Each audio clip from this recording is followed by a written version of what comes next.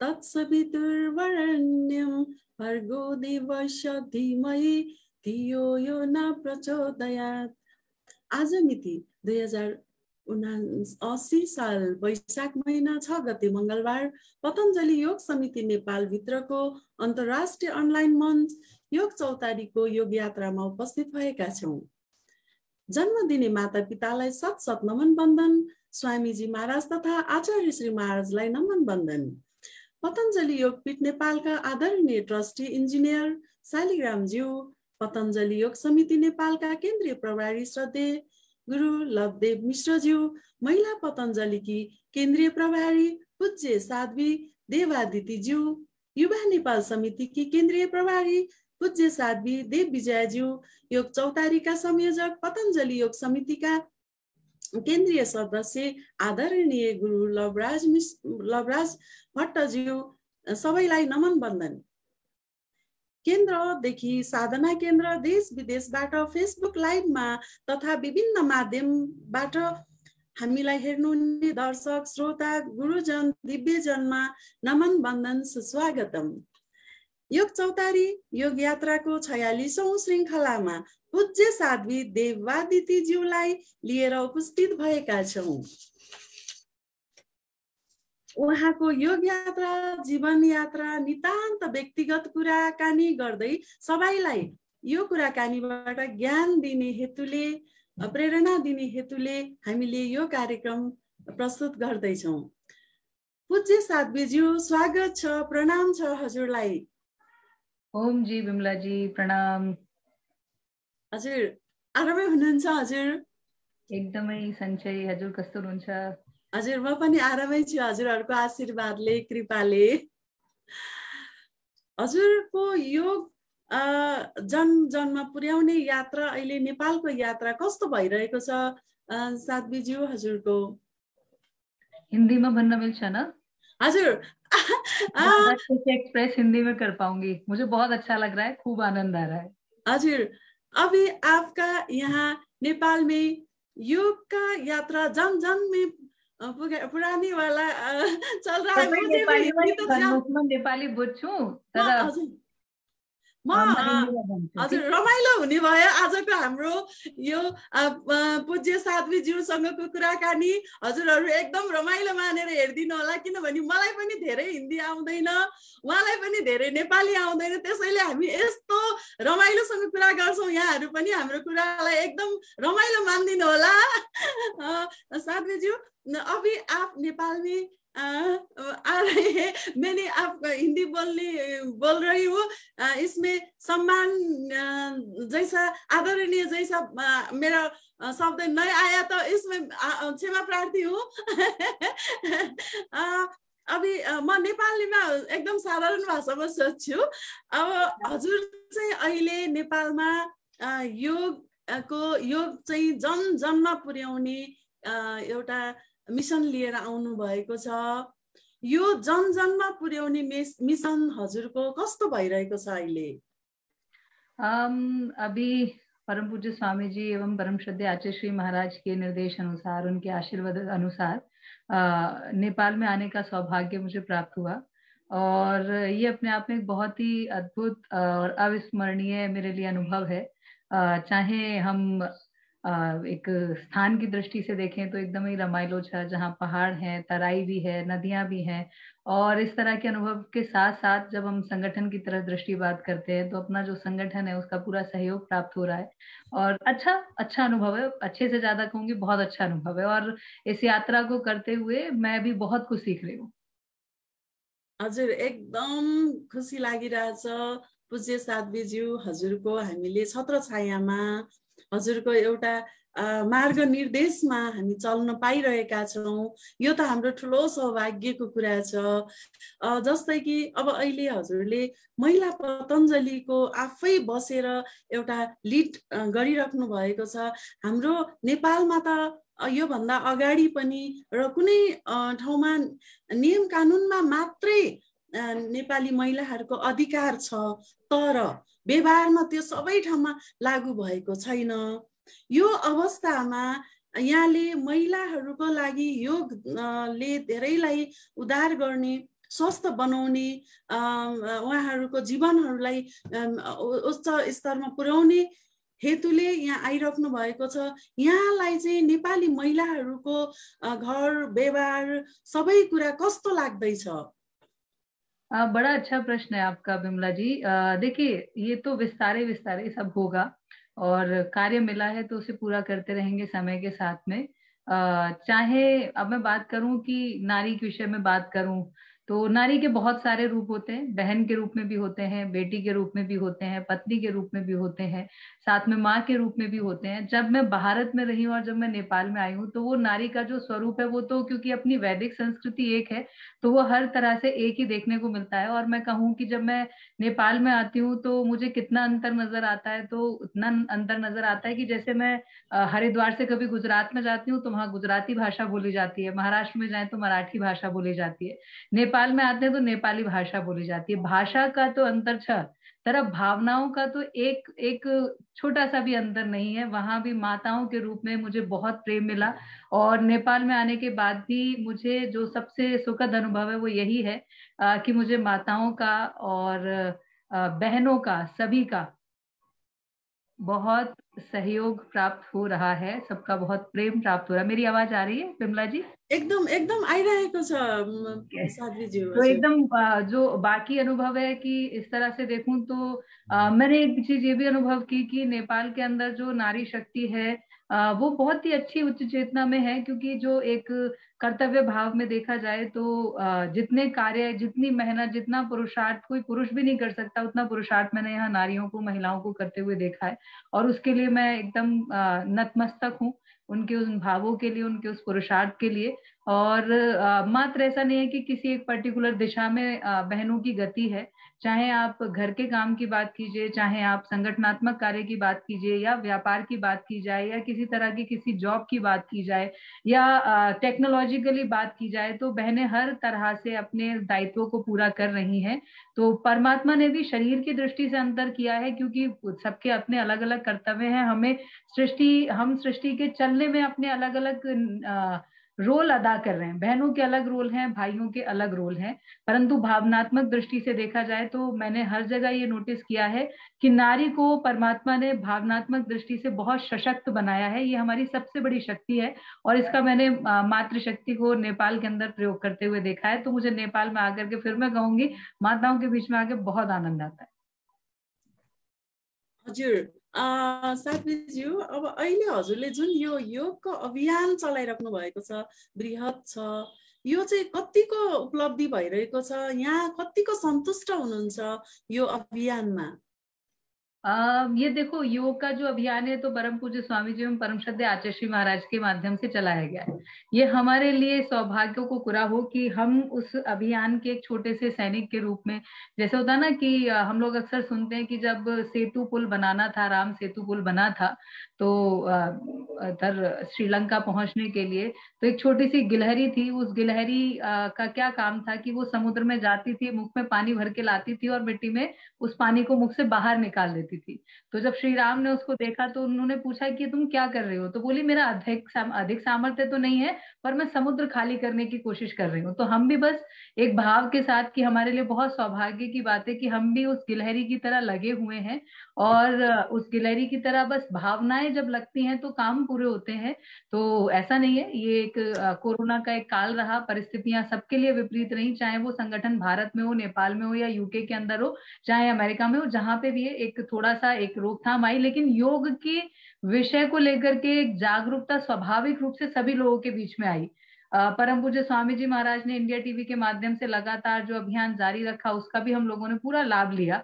तो अब आज की डेट में जब हम फील्ड में निकले हैं तो लोगों की उस आवश्यकता को समझ रहे हैं, और मुझे लगता है कि मैं पूरी तरह से संतुष्ट हूँ। ये गति ठीक है, और परमात्मा को जो कार्य कराना है वो परमात्मा के ऊपर है। हम लगे हुए हैं, बाकी लगे रहेंगे। हजुर, एकदम राम्रो साध्वीज्यू। मेरी हिंदी समझ में तो आ रही है ना विमला जी आपको? एकदम क्लियर, सिम्पल हिन्दी यति राम्रोसँग हजुरले भन्नुभएको छ, म लगायत सबैले राम्रो बुझ्नुहुन्छ साध्वीज्यू। अनि साध्वीज्यू, जस्तै कि हाम्रो स्वामीजी महाराजको जन जन अन्तिम मानवसम्म यो योगको यात्रा चाहिँ पुर्याउने, योग पुर्याउने जुन छ यो मिसनलाई चाहिँ अब योग भनेको यो हो भनेर हामीले भन्नु पर्दाखेरि योग चाहिँ सबै जनलाई अब हाम्रो यो माध्यमबाट, जुन हाम्रो यो अहिलेको हाम्रो कुराकानीको माध्यमबाट, योग यात्राको माध्यमबाट पनि भन्नु पर्दाखेरि योग भनेको चाहिँ यो हो भनेर सजिलो बुझ्ने, कसरी बुझ्न सकिन्छ योग भनेको के हो पूज्य साध्वीज्यू?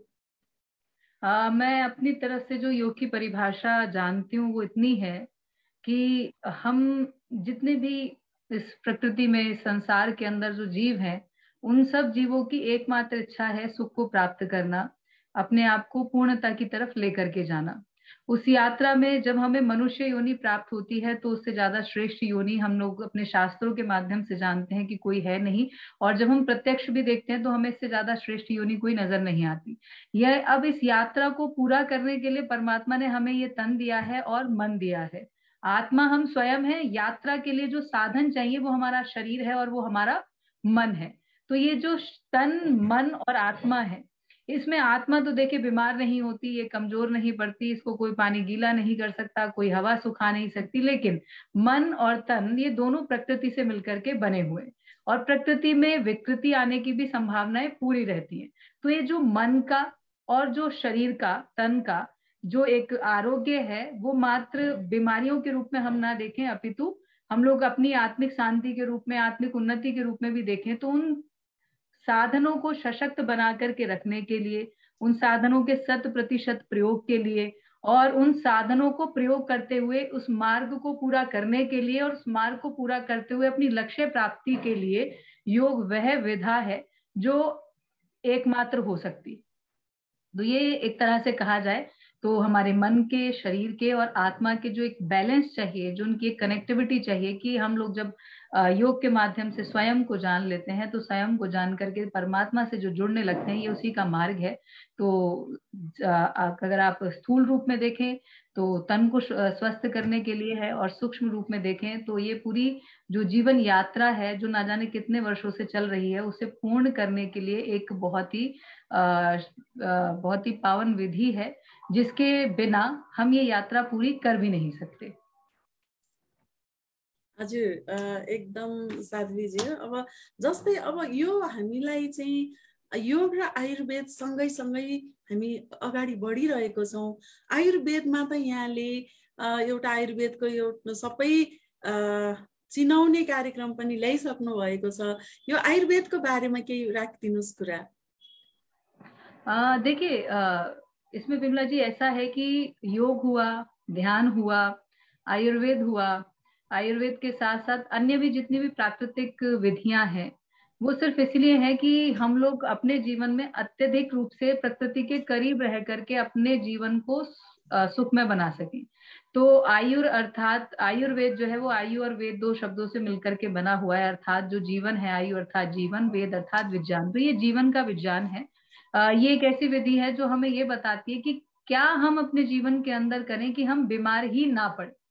तो योग के साथ ही अत्यंत सहयोगी है। और आज के समय में जब हम जानते हैं कि हमारा जो भोजन है वो भी विभिन्न प्रकार से दूषित है, हमारी जीवन शैली में पहले इतना नहीं था, परंतु आज की डेट में स्ट्रेस है, एंग्जाइटी है, डिप्रेशन जैसी कंडीशंस है, और उसके साथ में जो कंपटीशन का एक एनवायरनमेंट है, और जो साधनों को प्राप्त करने के लिए जो एक होड़ लगी हुई है, एक कंपटीशन भी है, और साथ में अंदर से अशांति भी है।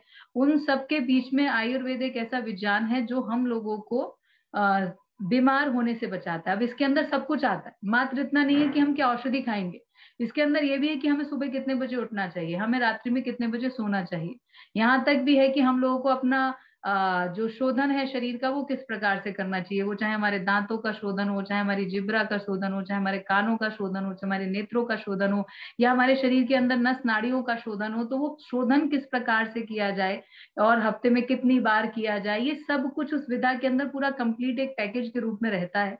और उसके बावजूद भी अगर ऐसा कुछ हो जाए कि हम लोग पड़ जाए बीमार, तो फिर उसमें कैसे ठीक किया जाए, तो औषधि वाला पार्ट आता है। औषधि से पहले प्रिवेंशन है, तो प्रिवेंशन वाला जो पार्ट है वो आयुर्वेद का बहुत स्ट्रांग है। और अल्टरनेटिव मेडिसिन के रूप में आज हम बेशक इसको देखते हैं, परंतु मुझे लगता है ये कंप्लीट सॉल्यूशन है।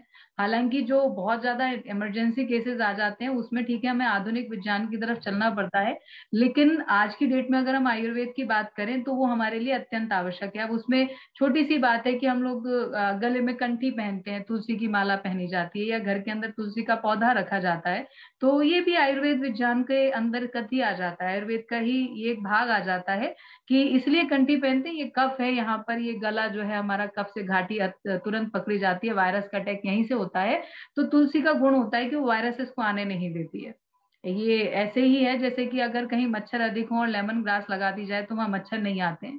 तो ऐसे जो प्रकृति के सिद्धांत हैं, बस उनको समझ करके अपने जीवन में प्रयोग करने की एक विधि आयुर्वेद है, जो हम सब लोगों को अपने जीवन में अवश्य रूप से धारण करनी चाहिए। ये हमारे सिलेबस में होना चाहिए विमला जी, बच्चों को पढ़ाना चाहिए बचपन से। एकदम एकदम साध्वीज्यू, अब हाम्रो यति धेरै आयुर्वेदिक यति धेरै जडीबुटीहरू छ, तर हामीले यसलाई चाहिँ युटिलाइज गर्न सकिरहेको छैनौँ। यो चाहिँ अब अहिले फेरि पनि हाम्रो यो सबै युटिलाइज गर्ने सन्दर्भ चलिरहेको छ। त्यसको लागि त हामी सबै नै अति अति अति खुसी छौँ, धेरै हर्षित छौँ। अब जस्तै कि साध्वीज्यू, अब यो सबै कार्य गर्नुको लागि आफ्नो आफ्नो एउटा जिम्मेवारी हुन्छ, आफ्नो आफ्नो सबै कुरामा पहल हुन्छ भने हाम्रो नेपालमा चाहिँ अब यो 3वटा समिति छ, जस्तै पतञ्जलि योग समिति नेपाल, महिला पतञ्जलि योग समिति नेपाल, युवा समिति नेपालहरू छन् भने उहाँहरूको स्वरूप चाहिँ कस्तो छ, यहाँलाई कस्तो लाग्छ, यो कसरी काम गरिरहेको छ?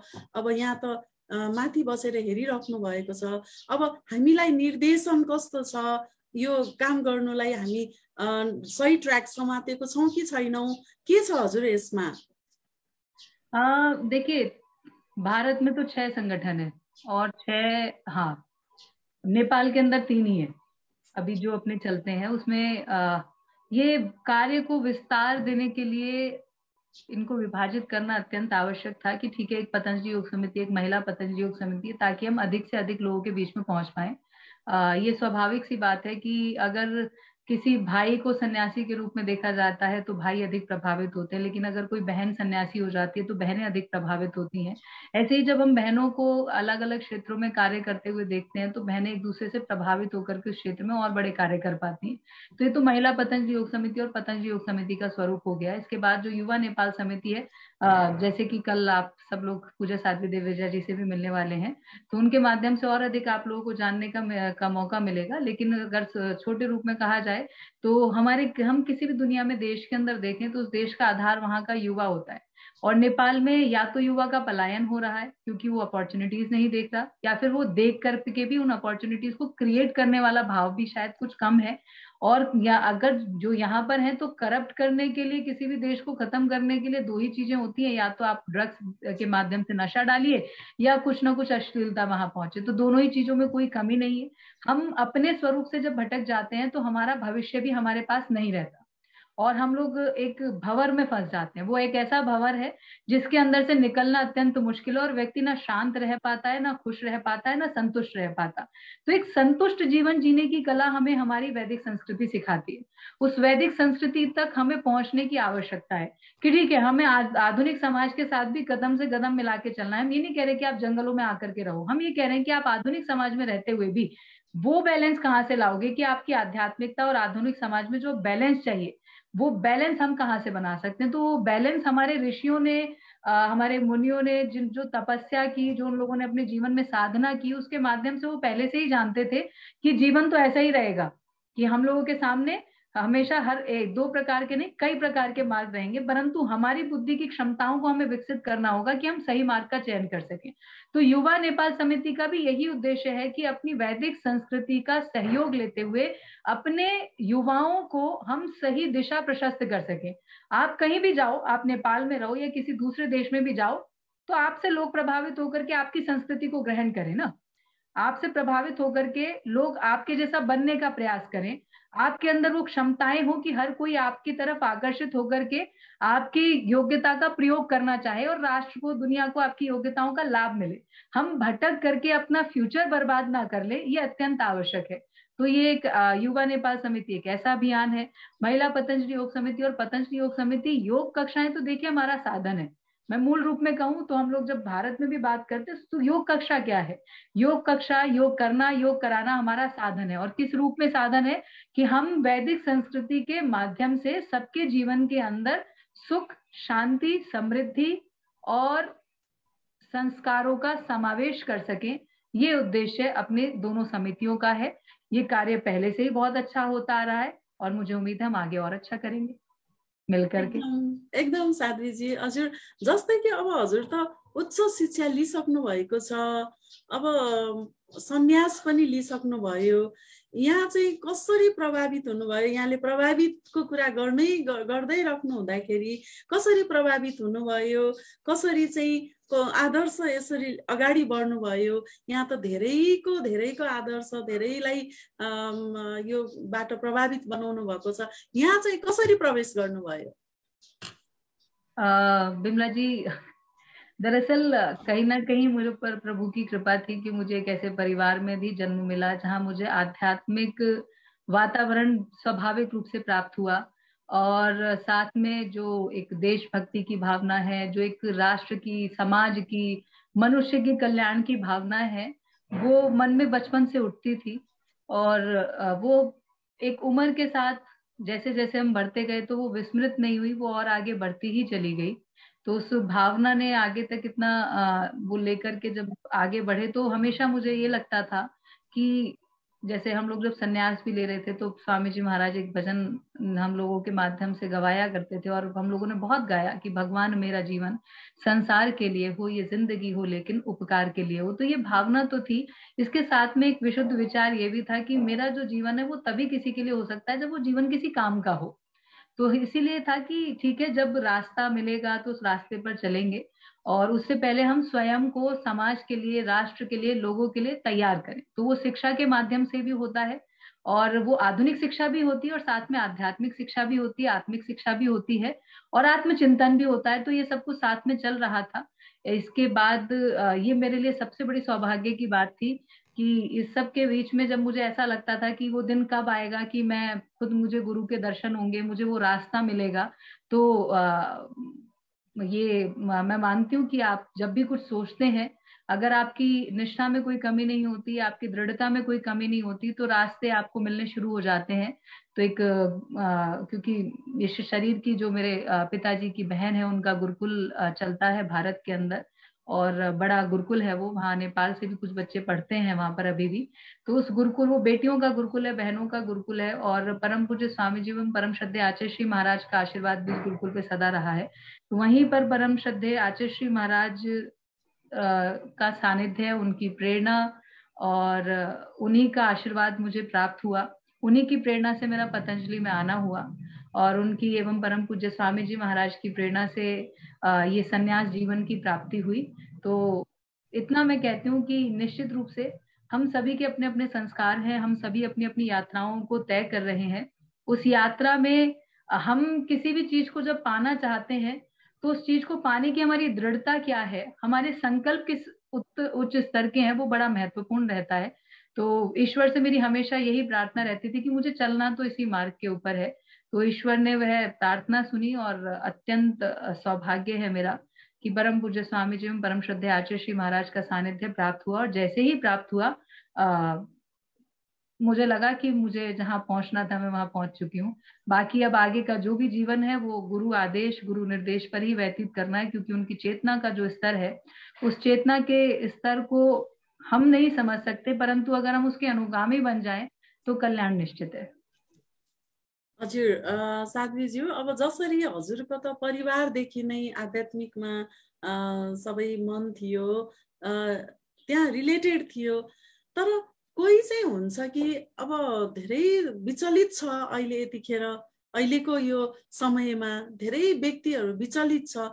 तर यसरी नै उहाँहरूले पनि ज्ञान लिन चाहेको खण्डमा, आफ्नो जीवन चाहिँ एउटा आध्यात्मिकमा समर्पण गर्न चाहेको खण्डमा, र अब उहाँहरूको चाहिँ एउटा रिलेसन पनि बनेको छैन, रिलेटेड पनि उहाँहरू हुनुहुन्न भनेदेखि उहाँहरूलाई चाहिँ कसरी ल्याउन सकिन्छ यो धारमा?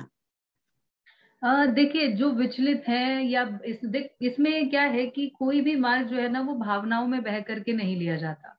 किसी भी चीज में गहन चिंतन की आवश्यकता होती है। इस मार्ग पर आगे बढ़ने से पहले मैंने भी बहुत गहन चिंतन किया है, क्योंकि मैं किसी भी निर्णय को लेकर के कभी अपने जीवन में आज भी मेरा ये एक स्वभाव है कि निर्णय हो तो पक्का हो, बीच में अधर वाली सिचुएशन ना हो कि कभी इधर कभी उधर, तो वो वाली सिचुएशन नहीं होनी चाहिए। बाकी हम लोग जो इस योग के अभियान के अंतर्गत चले हुए हैं, परम पूज्य स्वामी जी आचार्य श्री महाराज के आशीर्वाद से अपने गुरुकुल इत्यादि भी खुले हुए हैं, तो इस तरह की जो विचलित अवस्था में है वो आ सकते हैं, ज्ञान प्राप्त कर सकते हैं। आगे भविष्य में नेपाल के लिए भी हम लोग इस तरह का कुछ कर सकें, ऐसा प्रयास परम पूज्य आचार्य श्री महाराज का है।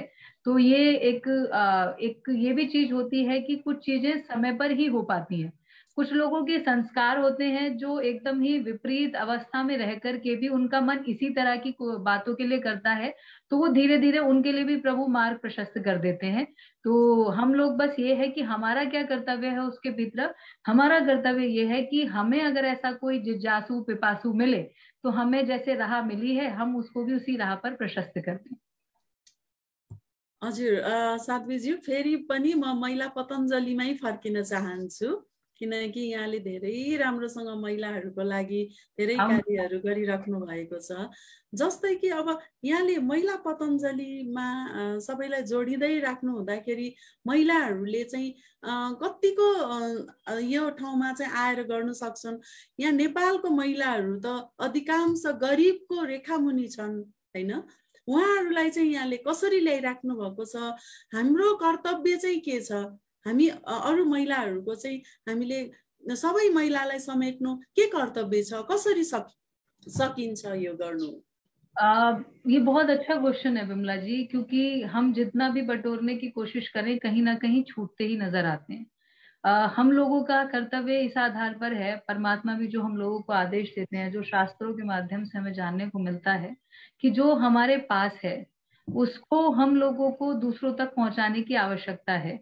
और गरीबी मात्र धन के रूप में नहीं होती, गरीबी कई दृष्टि से होती है कि अगर कोई गरीब है, अभावों में है, तो कई बार लोग धन में तो पूर्णता से होते हैं। बहुत सारे लोगों से हम मिलते हैं कि धन की कमी नहीं है, परंतु विचार शक्ति की कमी होती है। तो गरीब होते हैं अपनी चिंतन से, तो इसलिए दुख में भी जीते रहते हैं, परंतु योग की तरफ नहीं आ पाते हैं। तो हमारा कर्तव्य यही बनता है कि हम सबसे पहले तो जिस योग को हम सीखना चाहते हैं उस योग को हम अच्छे से सीखें। मात्र इतना ना हो कि हम लोगों को शारीरिक क्रियाएं कैसे करनी है ये हमारा उद्देश्य नहीं होना चाहिए। अगर आप किसी के जीवन में शांति लाना चाहते हो तो सबसे पहले आपको स्वयं के जीवन में शांति लानी होगी, तभी आप दूसरे को प्रेरणा कर सकते हैं। वचनों से ज्यादा कोई भी व्यक्ति आपकी कृति से प्रेरणा प्राप्त करता है, आपके कर्मों से प्रेरणा प्राप्त करता है। तो सबसे पहले तो हमें स्वयं को शांत बनाने की आवश्यकता होगी, और इस प्रक्रिया के अंतर्गत धीरे धीरे हम लोगों को इसके दोनों ही पक्षों को, जो शारीरिक पक्ष है वो भी और जो आध्यात्मिक पक्ष है वो भी, उसे लेकर के मैं कहूं तो हमें नेपाल के अंदर गांव गांव तक पहुंचने की आवश्यकता है। हमने देखा, हम कई पहाड़ी क्षेत्रों में भी गए और जहां बिल्कुल वातावरण भी शुद्ध है, सब कुछ ठीक है। एक जगह हम लोग रुके तो बहन से पूछा तो कौन सी बीमारी नहीं उसको, उसको डायबिटीज भी है, उसको थायराइड भी है। अब बोले कि यहाँ पर सिस्ट भी हो गई है, और उम्र कितनी है? मात्र 36 वर्ष। तो 36 वर्ष की आयु में अगर ये सारी की सारी बीमारियां लग रही हैं तो हमें ये समझ में आता है कि हमारी शिक्षा में, हमारी जीवन शैली में, हमारी विचार शैली में बहुत सारी कमियां हैं। उन सब कमियों को दूर करने के लिए अभी तो हमें बहुत सारा लंबा रास्ता तय करना है। ये वक्त है कम, लंबी मंजिल, हमें तेज कदम चलना होगा। तो ये एक प्रक्रिया है कि हम लोग अगर योग शिक्षक बन चुके हैं तो फिर हम लोगों को अब अपने घर में नहीं बैठना चाहिए। हम जैसे भी सहयोग कर सकें, या तो हमारा सहयोग योग कक्षा लगाने के माध्यम से होगा या योग कक्षा लगवाने के माध्यम से होगा, और अब कोरोना के इस काल के पश्चात हम सब लोग इस यात्रा को अलग अलग माध्यमों से, चाहे वो योग कक्षा का माध्यम हो, अब चाहे अपना योग चौतारी का ही माध्यम देख लिया जाए, तो पिछले 2 वर्षों के अंतर्गत, अब 2 वर्ष कल पूरे हो गए, तो इन 2 वर्षों के अंतर्गत योग चौतारी के माध्यम से भी बहुत सारे लोगों ने प्रेरणा प्राप्त की है। तो देखिए, हमें डिजिटल मीडिया भी चाहिए, हम लोगों को इलेक्ट्रॉनिक मीडिया भी चाहिए, हम लोगों को पैदल यात्रा करने की भी आवश्यकता है, हम लोगों को योग शिविर लगाने की भी आवश्यकता है, हम लोगों को स्कूल कॉलेजेस में पहुंच करके अपने युवाओं को जागृत करने की भी आवश्यकता है, विभिन्न संस्थाओं में जाकर के लोगों को इस बारे में जागृत करने की आवश्यकता है। जब बार बार उसी विषय पे बात की जाती है तो आपका जीवन भी उसी तरीके का हो जाता है, लोग उस तरह से प्रेरणा भी प्राप्त करने लगते हैं और एक माहौल भी तैयार होने लगता है। वो माहौल तैयार होगा तो वही बात है कि हम उस गिलहरी की तरह हम लोग भी उस यात्रा को अपनी पूरी कर पाएंगे। गिलहरी लाई था छ बिमला जी के हुन्छ मलाई थाहा छैन। था छैन? चलिए, मेरे को भी था छैन। आप मेरे से अगला प्रश्न करो, तब तक मैं कोशिश करती हूँ ढूंढने की। हजुर, पूज्य साध्वीज्यू, अब जस्तै हजुरले योग चौतारीले पनि लगायत विभिन्न माध्यमबाट चाहिँ हामीले यो कार्यहरू अगाडि बढाउनु पर्छ भन्दै गर्नु हुँदाखेरि योग चौतारीले यो अनलाइन भर्चुअल माध्यम चाहिँ अगाडि ल्यायो, जुन चाहिँ कोरोना कालमा हैन सबै अस्तव्यस्तको अवस्थामा ल्यायो भने यसलाई चाहिँ हजुरहरूले कसरी हेरिराख्नु भएको छ? मैंने तो मतलब पहले दिन से जब से देखा है, योग चौतारी के विषय में जब से जानकारी प्राप्त हुई है, योग चौतारी के माध्यम से आप सब लोगों की टीम ने एक बड़ा परिवर्तन कार्यक्रम के स्वरूप में भी किया है। जो निरंतरता है वो सबसे बड़ी चीज है। तो हम लोग किसी भी कार्य को करते हैं, कोई भी कदम उठाते हैं, तो वो कुछ ना कुछ तो गति प्राप्त करता है। एक बार मेरे एक सीनियर थे, जब मैं जॉब करती थी, तो उन्होंने मुझे एक सबको, उन्होंने जो हमारे बॉस थे, उन्होंने एक वो दिया था, एक स्टेटमेंट के साथ एक मोटिवेशनल कोट दी थी सबको। तो मुझे भी उन्होंने दी थी, तो उस पर लिखा हुआ था, mistakes are the proof that you are trying. अर्थात जो गलतियां हैं वो ये बताती हैं कि आप कोशिश कर रहे हैं। तो हम लोगों ने अपनी गलतियों से जो सीख करके आगे बढ़े हैं, बहुत अच्छे कार्यक्रम भी किए। कुछ कुछ जो त्रुटियां रही उनको सीख करके उन्हें दूर करने की ये जो निरंतर प्रक्रिया रही है, मुझे योग चौतारी का बेस्ट पार्ट लगता है।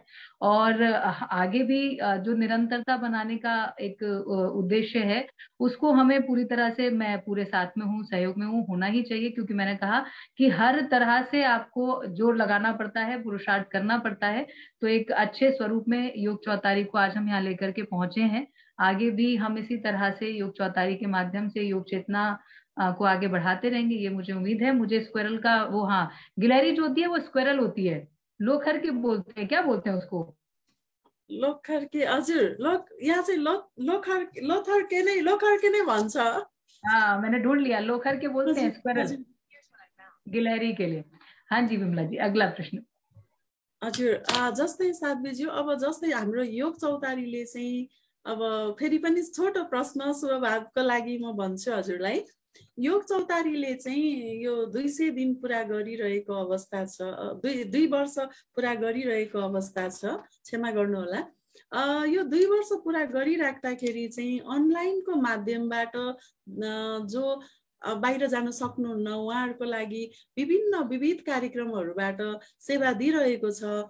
यसले चाहिँ यो योग चौतारीले चाहिँ पतञ्जलि योग समिति नेपाललाई कतिको टेवा दिएको जस्तो लाग्छ यहाँलाई? हामीलाई पनि यसले राम्रो टेवा दिएको छ भने त प्रेरणा हुन्छ। यसमा हजुरको भनाइ के छ? विमला जी, कितनी तारीफ करवाओगे आप योग चौतारी की मुझसे? होइन होइन, तारीफको लागि होइन पूज्य साध्वीज्यू, तारीफ तो करनी पड़ेगी उस पक्ष में।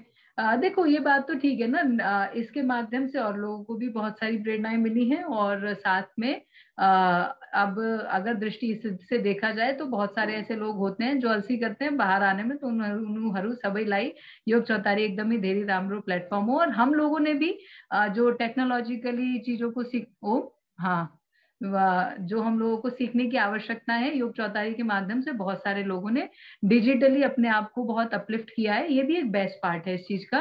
तो ये हमारी संस्था के लिए एक अत्यंत आवश्यक पूरा हो। पहले लोग फेसबुक ठीक से नहीं खोल पाते थे, आज की डेट में आप सब लोग लाइव करते हैं, शेयर भी करते हैं। इसके साथ में पूरा जूम के जितनी भी जूम हो या यूट्यूब हो या फिर फेसबुक हो या फिर टिकटॉक हो, आप उसको योग के लिए यूटिलाइज करने लगे तो इससे ज्यादा बेहतर और क्या हो सकता है। मतलब डिजिटल प्लेटफॉर्म को हजुर यूज एकदम करने का साथीज्यू। परफेक्ट एग्जाम्पल है युग चौतारी। हजुर हजुर एकदम साध्वीज्यू।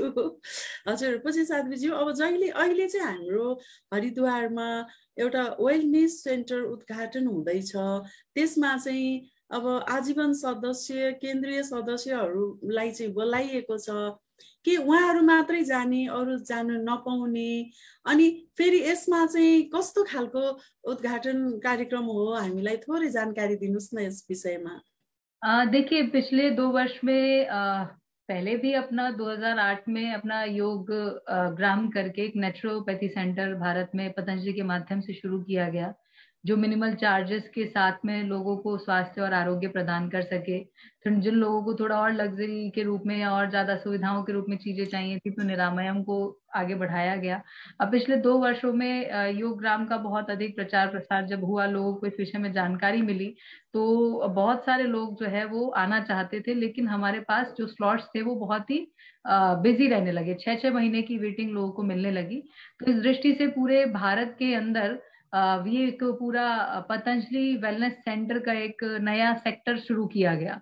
तो जिन लोगों के ऑलरेडी कुछ वेलनेस सेंटर बने हुए थे, वो लोग भी आकर के पतंजलि के साथ जुड़ करके आबद्ध हुए कि वो अपनी जगह पर पतंजलि के नाम के साथ, पतंजलि के प्रोसेस के साथ में वेलनेस सेंटर चलाएंगे। ऐसा अपना राजकोट में अभी एक चल रहा था, दूसरा शुरू होने वाला है। ऐसे ही एक मुरादाबाद में शुरू हुआ, एक दिल्ली में शुरू हुआ, ऐसे अलग अलग, कोई मध्य प्रदेश के अंदर भी, और ऐसे ही अभी एक हैदराबाद के अंदर भी शायद है, सॉरी हाँ बेंगलोर के अंदर भी। तो ऐसे कई वेलनेस सेंटर आकर के आबद्ध हुए इसी की श्रृंखला में, और इसको कार्य को बड़ा करने के लिए, ताकि और अधिक लोग जो आना चाहते हैं उनको वो सुविधा दी जा सके। इसके लिए एक अपना जहाँ फेस हुआ करता था वहां पर पतंजलि वेलनेस सेंटर की शुरुआत इस 25 अप्रैल से हो रही है, अर्थात 12 गते से। और इसमें कुछ कुछ ये है कि जो भी अपने मेंबर्स इत्यादि हैं, अब बाकी जो भी योजनाएं हैं वो सब आगे विषय भविष्य की बात है। जैसे जैसे परम पूज्य स्वामी जी महाराज का निर्देशन मिलता रहेगा उसमें आगे बढ़ते रहेंगे। तो वो एक शुरुआत अभी हो रही है, ये जानकारी हम सब तक पहुंची है। बाकी आगे उसमें फिर ये है कि सभी लोग उसका लाभ ले सकते हैं। patanjaliwellness.com करके वेबसाइट है, उस पर जाकर के हम रजिस्ट्रेशन करा सकते हैं, और साथ में रजिस्ट्रेशन करा के हम अपना स्लॉट लेकर के कम से कम मिनिमम 1 हफ्ता वहां रुकना होता है। तो गंभीर से गंभीर बीमारियों का भी उसमें हम फिर उपचार ले सकते हैं। तो बहुत सारे लोग ऐसे हैं जिनको किसी को लीवर से रिलेटेड, कलेजों से रिलेटेड प्रॉब्लम रही, या माइग्रेन की समस्या हो, या स्किन एलर्जीज हो अलग अलग प्रकार की, या आर्थराइटिस, रूमेटॉइड आर्थराइटिस वालों ने तो बहुत लाभ प्राप्त किया। तो ऐसे जो असाध्य रोग हैं, SMSLE, ऑटोइम्यून डिजीजेस जितनी भी हैं, उन सब में जहां लोग निराश हो जाते हैं, वहां वो लोग वहां पतंजलि में पहुंचे, योग ग्राम में ट्रीटमेंट लिया, और उसके बाद उनकी निराशा भरी जिंदगी के अंदर आशाएं जागृत हुई। ये उस पतंजलि वेलनेस सेंटर के माध्यम से हुआ। तो एक उपक्रम है और आगे उसको बढ़ाया जा रहा है। हजुर साध्वीज्यू, अब जस्तै कि नेपालमा हाम्रो पतञ्जलि परिवार यति बृहत छ कि अब सबैलाई थाहा नै छ हैन, सबैलाई सेवा दिइरहेको छ। यसमा चाहिँ हामीले काम गरिरहेकोमा हजुरहरू कतिको सन्तुष्ट हुनुहुन्छ, हजुरहरूलाई कस्तो लागिरहेको छ हामीले दिइरहेको सेवामा? हाँ, मुझे लगता है आप बिमला जी ये प्रश्न दूसरी बार ले आए हो, पर मैं संतुष्ट हूँ। कि पूरी तरह से तो कभी किसी चीज से इसलिए संतुष्ट नहीं होना चाहिए क्योंकि मनुष्य जीवन है हमारा। अगर हम संतुष्ट हो गए तो ज्यादा सत्वगुण बढ़ गया तो आगे काम नहीं होगा। तो हमेशा इस चीज का तो यह है कि हम हमेशा जो हमारे पास है वो और बेहतर किया जा सकता है। और संगठन एक ऐसी चीज होती है कि अगर उसमें निरंतरता की थोड़ी सी भी कमी आए तो जो आप काम करते हैं वो शून्य होने में भी देर नहीं लगती है। इसलिए निरंतरता हमेशा आवश्यक रहेगी, और जो कार्य है वो पूरी संतुष्टि के साथ ही आगे बढ़ रहा है। और बस हम लोगों को इतना मैं मानती हूँ कि जिस भाव के साथ हम परम पूज्य स्वामी जी महाराज के साथ जुड़े हुए हैं, परम श्रद्धेय आचार्य श्री महाराज के साथ जुड़े हैं, उस भाव में हम लोगों को अपने श्रद्धा पक्ष को इसी तरह बना करके रखना है।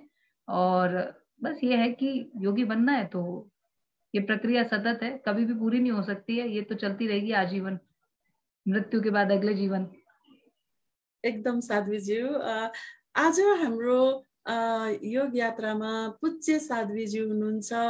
उहाँको भनाइहरूलाई सबै सामु लगेर प्रेरणादायी एकदम ज्ञान गुणको कुराहरूलाई सक्दो सेयर गरेर हाम्रो फेसबुक लाइभमा रहनुभएका मित्रहरू, दिव्यजन, गुरुजनहरू धेरैलाई पुर्याइदिनु हुन विनम्र अनुरोध गर्दछौँ। अब हामी चाहिँ हाम्रो यो कार्यक्रममा हामीले विभिन्न कुराहरू राख्दै व्यक्तिगत कुराहरूलाई पनि जोड्ने गरेका छौँ। उहाँको जीवनको व्यक्तिगत, उहाँको नितान्त व्यक्तिगत कुरामा जान्छौँ। हाम्रो पूज्य साध्वीज्यूलाई म प्रश्न राख्न चाहन्छु। पूज्य साध्वीज्यू, अब यहाँको चाहिँ बचपन एकदम कसरी बित्यो, कुन ठाउँमा यहाँको जन्म भयो, त्यो विषयमा कुरा राखिदिनु होला। ये तो एकदम ही नितांत पर्सनल हो गया। शरीर मुख्य रूप से ये यूपी में एक शहर है मुरादाबाद, वहाँ से बिलोंग करता है।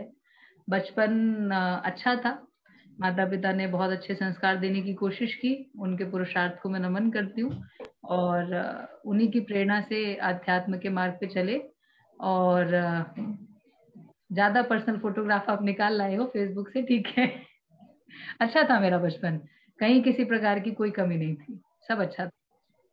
हजुर, जस्तै साध्वीज्यू, हजुरलाई चाहिँ अब बचपनको याद आउँदाखेरि हजुर त अहिले आएर मात्रै यहाँले साध्वी लिनुभयो, सन्यास लिनुभयो, तर बचपनमा यहाँलाई कुनै मेमोरियल कुराहरू हुन्छ नि यहाँबाट भएको, रमाइलो अथवा दुःख सुख सबै कुन चाहिँ एउटा भावनामा यहाँलाई मेमोरिएबल कुरा एउटा राखिदिनु हुन एकदम म अनुरोध गर्छु हजुरलाई।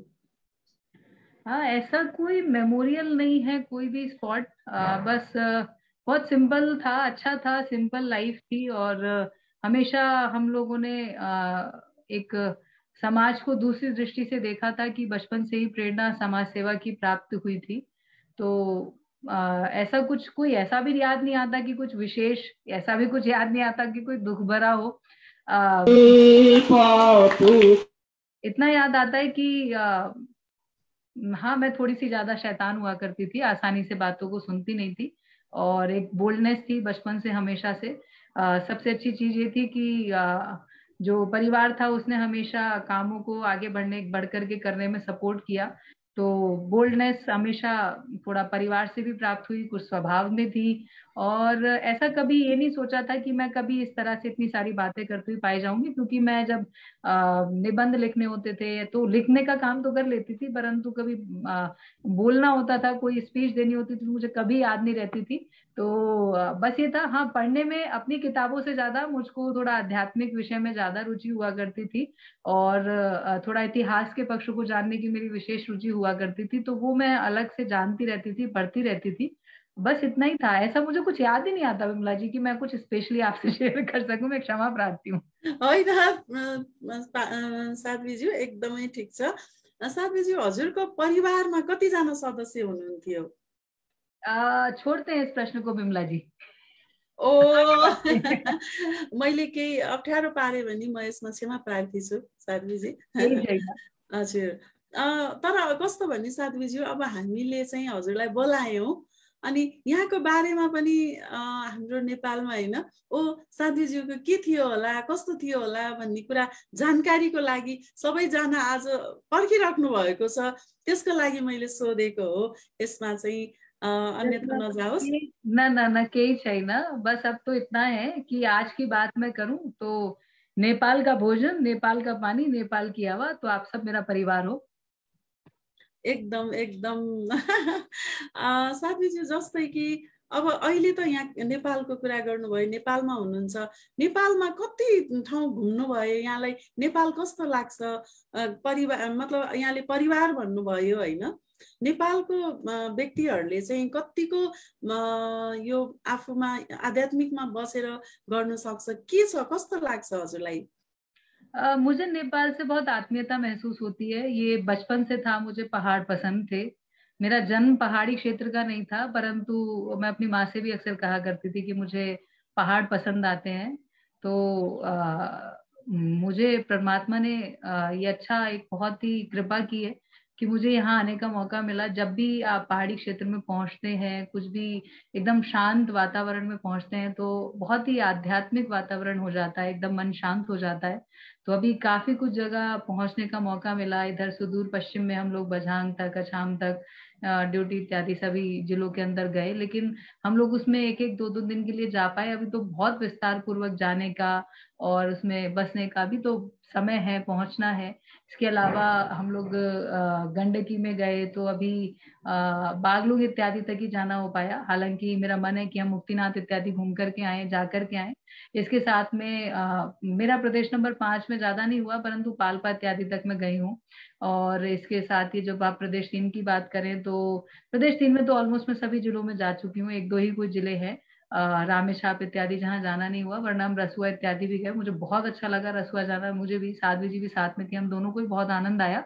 इसके साथ में हम लोग प्रदेश नंबर 2 में तो ऑलमोस्ट सभी जिलों में जा चुके हैं। प्रदेश नंबर 1 में यात्रा अभी पूरी हुई नहीं थी, तो इस बार हम गए, 5 स्तर गए फिर में, और आपका तापलेजुंग और इलाम। बहुत ही सुंदर है नेपाल, बहुत ही प्यारा है। परमात्मा ने बहुत ही कहा जाए तो एकदम समय लेकर के नेपाल का निर्माण किया है। हम सबका सौभाग्य है कि हम नेपाल के अंदर हैं, और उसकी जो प्राकृतिक संपदा का जो हम आनंद ले रहे हैं, जो प्रकृति का हम आनंद ले रहे हैं, शायद दुनिया में किसी को ही रेयरली ऐसा मिल पाता है। और इसके साथ में जो वैदिक संस्कृति का एक समावेश है, कि एक तो होता है कि आपके पास प्राकृतिक आनंद हो, लेकिन उस प्राकृतिक आनंद को समझने वाली बुद्धि भी जो हम लोगों को चाहिए, वो हमें शास्त्रों के माध्यम से हम विकसित कर पाए, अपनी परंपरागत तरीकों से विकसित कर पाए हैं। वो अपने आप में एक अलग ही उदाहरण है। बाकी मैं देखती हूँ कि पहाड़ों का जो जीवन है बहुत सरल है, लोग बहुत ज्यादा श्रद्धालु भी होते हैं, बहुत ज्यादा सरल भी होते हैं। कई बार उनके स्वभाव का गलत फायदा भी उठा लिया जाता है, क्योंकि देखा मैंने उस तरीके से कि सही और गलत की पहचान के लिए वो एक्सपोजर ही नहीं हुआ होता है। तो मेरा मन है कि वो एक्सपोजर हम अपनी बेटियों को यहाँ पर दे सकें, ताकि उनके जीवन में वो हमेशा उन्नति प्राप्त करें, किसी भी प्रकार से, किसी भी प्रकार के धोखे तक धोखा उनको ना उनके जीवन में हो। ये मेरा विशेष मन है यहाँ पर रह करके, जो मैंने अनुभूत किया है। बाकी मुझे बहुत प्रेम मिला है नेपाल से, तो मैं अत्यंत आभारी हूँ संपूर्ण नेपाल के प्रति। एकदम साध्वीज्यू, फेरि पनि म हजुरलाई एउटा प्रश्न अलिकता अगाडि गइसकेको छ, तैपनि म सोध्न चाहन्छु। अब हाम्रो नेपालको महिलाहरूलाई चाहिँ अब यति एउटा भनौँ न ग्रास रुट लेभलमा हुनुहुन्छ, अब उहाँहरूलाई चाहिँ कसरी हामीले ल्याउन सकिन्छ? ग्रासरुट लेभलको महिलाहरूलाई यति बिमारी हुनुहुन्छ उहाँहरू, कति कुरा त उहाँहरूलाई थाहा पनि छैन, कति कुराहरू भन्न पनि चाहनुहुन्न। त्यो स्थितिमा चाहिँ अब योगसम्म आउन सक्ने त आउनुभयो, नसक्नेको लागि पनि हामीले के गर्न सक्छौँ? विमला जी, आप तैयार रहो, प्रवास पे चलना पड़ेगा, मैं आती हूँ, हम साथ में चलते हैं। इसका एक ही रास्ता ये है कि हम सब लोगों को, जो योग में हम जुटे हुए हैं, हमें बाहर निकलना होगा, अपनी सीमाओं से बाहर निकल करके उन जगह पर पहुंचना होगा, योग की जागरूकता को पहुंचाना होगा। हमें ये पता है कि लोगों की आवश्यकता है, पता होने के बाद अब हम नहीं रुक सकते, हमें उस आवश्यकता को पूरा करने के लिए वहां उन लोगों तक पहुंचना होगा। उसमें आप सबका सहयोग चाहिए। आप आओगे ना विमला जी? एकदम एकदम साध्वीजी, म आउँछु। ठीक है, बस यही करना है। जहाँ नहीं लगा पाए वहां पे भी योग शिविर लगाने हैं, लोगों को योग की ट्रेनिंग देनी है। तो बस ये एक ट्रेवलिंग वाला पार्ट है, इसको हमें पूरा करना है, अधिक से अधिक लोगों तक पहुंचने का प्रयास करना है। ये तो आप बिल्कुल रिसेंट काठमांडू वाली फोटोग्राफ दिखा रहे हो।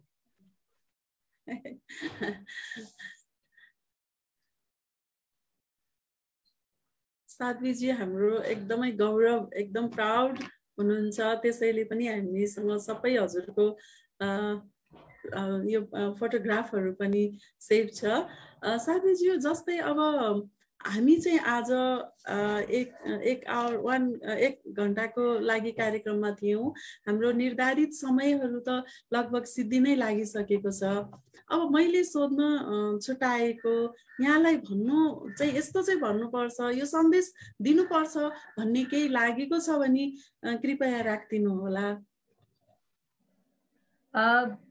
मेरा एक ही संदेश है सभी लोगों के प्रति कि आप खुश रहें, दिन की शुरुआत योग के साथ करें, अपने पूरे दिन को आनंद में बनाने की कोशिश करें। दुख तो स्वाभाविक रूप से आते हैं, सुख के लिए चेष्टा करनी पड़ती है, प्रयत्न करना पड़ता है। तो अपने चिंतन को विशाल बनाएं और विस्तृत करें और खुश रहें और आनंद में रहें। और बस यही प्रार्थना है कि आप सबके जीवन में खुशहाली, मंगल और शुभ होता रहे। यही मेरी शुभकामना है, यही शुभ संदेश।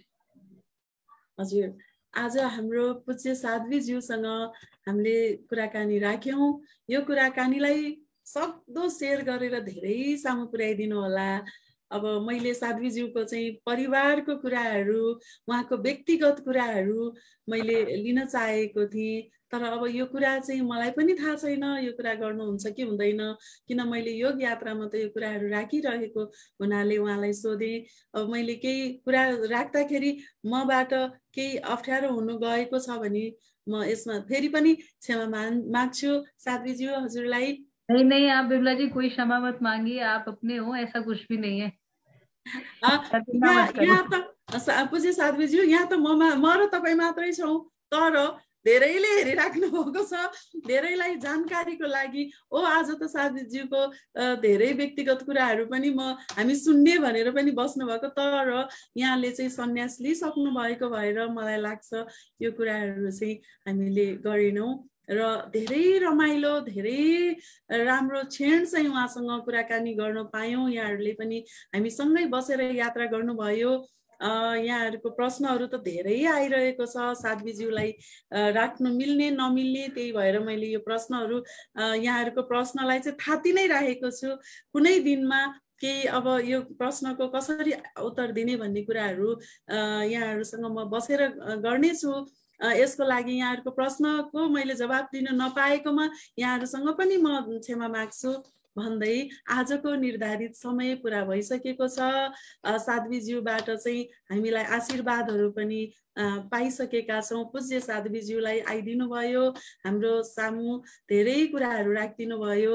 यसको लागि चाहिँ उहाँसँग हामी नतमस्तक भएर एकदम धेरै धेरै आभारी छौँ। एकदम धेरै धेरै आभार प्रकट गर्न चाहन्छु साध्वीज्यू हजुरलाई। धेरै धेरै आभार बिमला जी, आपने बुलाया, इतना कुछ आप लोग आपके साथ मन की बातें शेयर करने का एक अच्छा मौका मुझे भी मिला, तो मैं पनि आभारी छु बिमला ज्यूलाई र साथमा सम्पूर्ण योग चौतारी टिमलाई मेरो नमन छ, प्रणाम छ र सम्पूर्ण आफ्नो नेपालको लागि नमन प्रणाम गर्दै प्रणाम। ओम साध्वीज्यू, आजको कार्यक्रम यही पुरा भएको भन्न चाहन्छु। त्यसरी नै भोलि पनि हाम्रो युवा समिति नेपालको साध्वीज्यू हुनुहुन्छ, उहाँसँग पनि म कुराकानी राख्ने नै छु भन्दै आज बिदा चाहन्छौँ। फेरि पछि भेटौँला। सर्वे भवन्तु सुखिनः, सर्वे सन्तु निरामय, सर्वे भद्राणि पश्यन्तु, मा कश्चित् दुःखभाग् भवेत्। ओम शान्ति शान्ति शान्ति।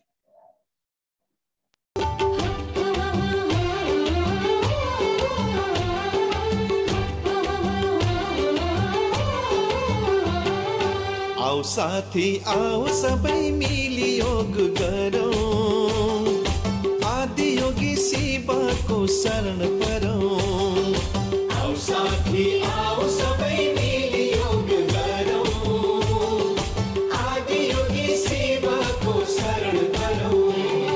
श्वास श्वास प्रभुसँग आत्मसात गर्दै वेदोक्त योगको चलन गरौँ।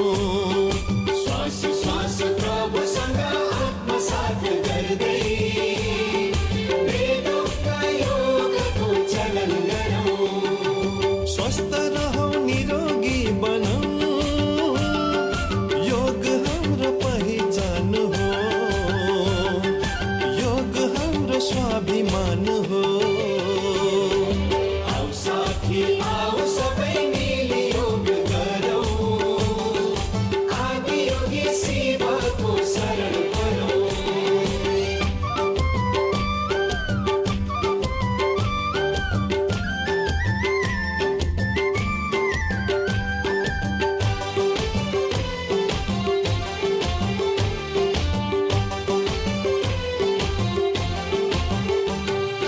अष्टाङ्ग योगका गुण छन् अपार अष्टाङ्ग योगका गुण छन् अपार खोल्छन् यिनैले आत्मबोधको द्वार खोल्छन् यिनैले आत्मबोधको द्वार मोक्षको प्राप्ति नै हो योग सार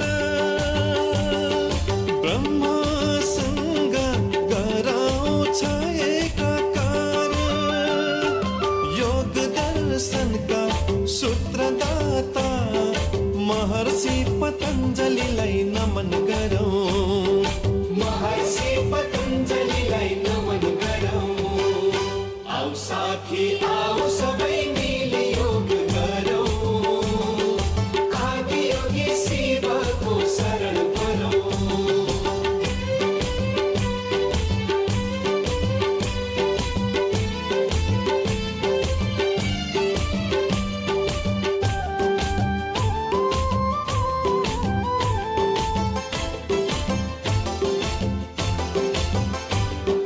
योग हाम्रो संस्कृति हो योग ऋषि परम्परा योग हाम्रो संस्कृति हो योग ऋषि परम्परा योग भूमि नेपाललाई बनाऊ सधैँ हरा भरा योग भूमि नेपाललाई बनाऊ सधैँ हरा भरा पथ्य होस् हाम्रो आहार पवित्र होस् विचार समताको भाव रहोस् गरौँ सद्व्यवहार स्वच्छ मन वचन पवित्र कर्मले योगको महानता मनन गरौँ योगको महानता मनन गरौँ आऊ साथी आऊ सबै मिली योग गरौँ आदि योगी शिवको शरण परौँ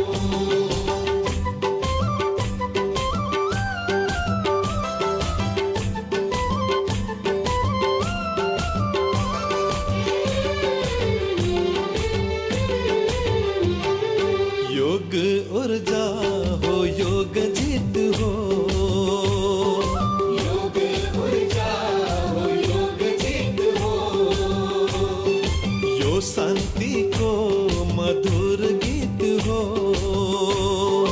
यो शान्तिको मधुर गीत हो योग जीवनको उपहार हो योग जीवनको उपहार हो